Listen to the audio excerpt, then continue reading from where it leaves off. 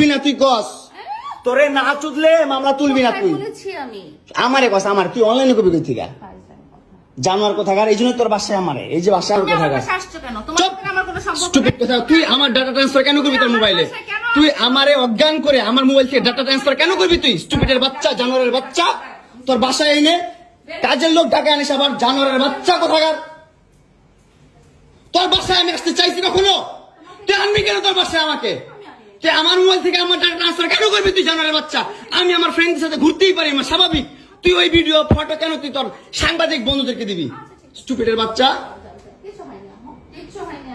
আসছে মামুন এসে এখানে মারামারি করতেছে, তাড়াতাড়ি আসেন। 465-তে আসেন ভাই। একটা দুইটা মামলা না, 5টা মামলা করছে এই মহিলা আমার নামে। এই বজ্জাত মহিলা আমার নামে 5টা মামলা করছে। 5টা মামলা কইরা আমার যেমনে মন চায় সেমনে নাচাইতেছে।